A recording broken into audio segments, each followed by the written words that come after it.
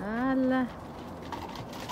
Ayan guys, na lagay na po ni Papa Lalabs yung cover ng pool.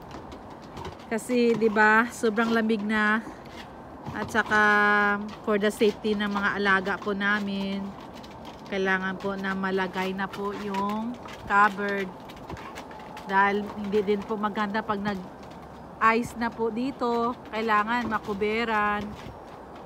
Dahil hindi maganda pag nag-yelo, nag-ice, walang cover, may masasaktan, 'di ba? Ayan guys. Nilalasap natin yung liwanag ngayon kasi pag gloomy ang natin kapaligiran, parang nakakatamad talaga, kaya lasapin na lang po natin itong ang liwanag. Talaga ito yung mga asungot na mga aso, oh. Ganyan, kaya hindi ako pwede mag-live ng matagal na nandiyan sila sa tabi ko kasi ganito parati.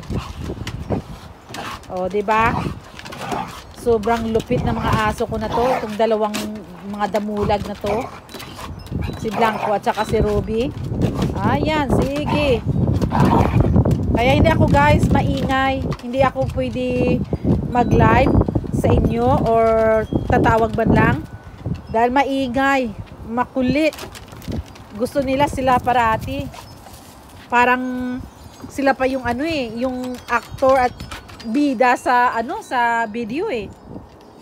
Kahit sa phone, sila na yung hindi mo na marinig yung sarili mo. Nakikiano na rin ako yung tumataas din ang boses ko habang sila dahil sila din ang ingay-ingay, hindi ko kaya.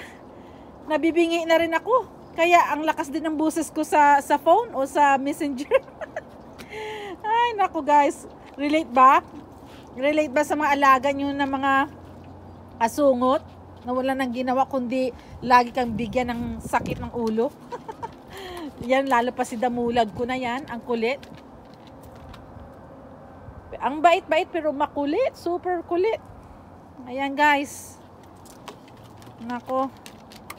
Na po ako.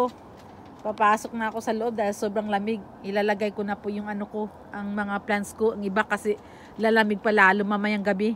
Pinasok ko na rin yung pusa kong yung masungit.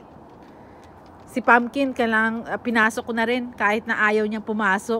Talagang namimilit siya na lumabas. Ay nako, walang yatong pusa na to ay. O sige guys, ayan. Mga asungot na mga malilit din, oh. Hindi talaga titigilan si Nila. Gusto tirahin si Nila.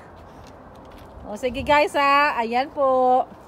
Bye bye na po. See you guys. Mabuhay.